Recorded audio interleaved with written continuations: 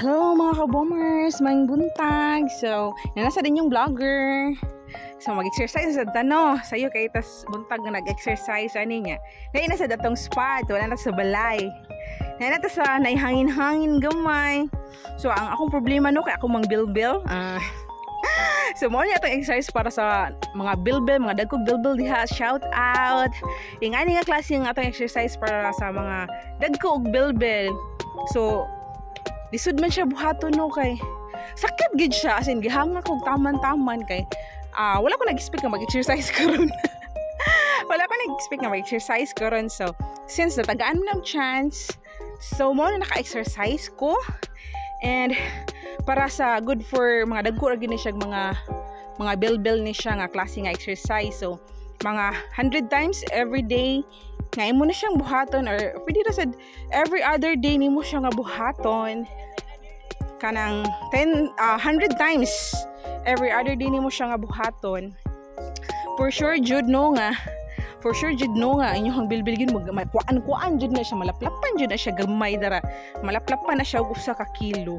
So ano lang mga ka-boomers no, kanang consistency is the key lang gyud, and bahala na kung naay mang-bash man nga magsikag exercise.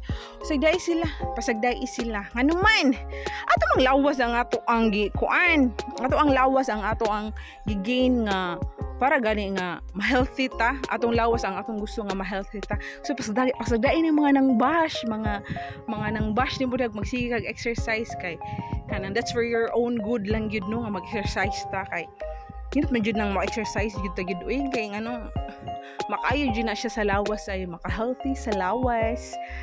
Manindot pa sa imong lawas, pa-sexy ka. So sa na yung mga bana din ha, pa-sexy na mo. Shout out sa mga naibana na pa-sexy na mo. Okay. Pasiksi para sa atong bana. Pasiksi para sa atong bana, dili para sa lain ha. Kasi no, pasiksi pud mo para sa lain. No, don't do that. Pasiksi mo para sa inyong bana. Oh, mga asawa, kaway-kaway sa mga asawa nga dagkog tingan nga parihan ako.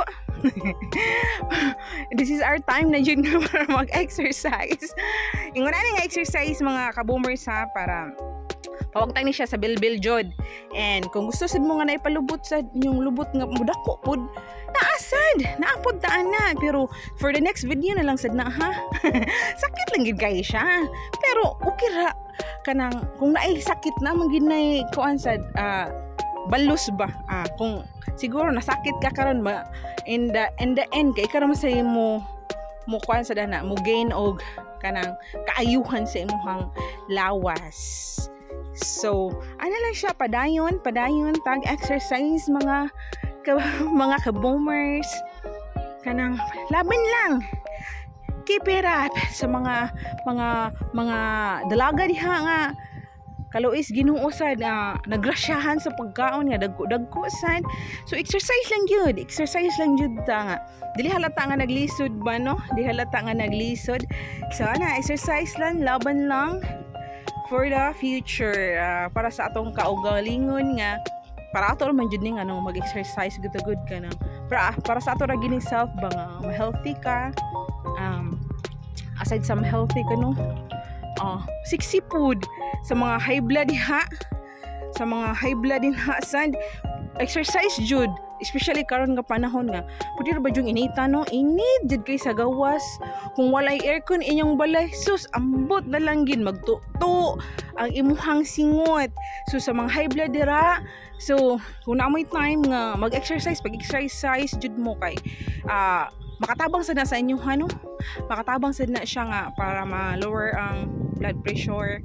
At least baka nang magawas ang singot gani mo sa magawasan ta og singot di ay ana. So especially karon init kaayo kuyaw kay sa mga high blood, so dapat lang gid mag-exercise jud no, di lang kay sige lang tagkaon na ni bitaw kanang sige lang gid exercise kita mga ka-boomers, kay para sa ato ara man jud ni mga high blood, mga dagkag baga-baga og mga fats na mga dagkog tiyan, mga mga daghang grasya sa pagkaon. So exercise lang jud ta no, and para sa ato sad na. So salamat kayo sa inyong pagtan-aw sa sunod na sad, and I hope nga inyong i-follow akong page or akong profile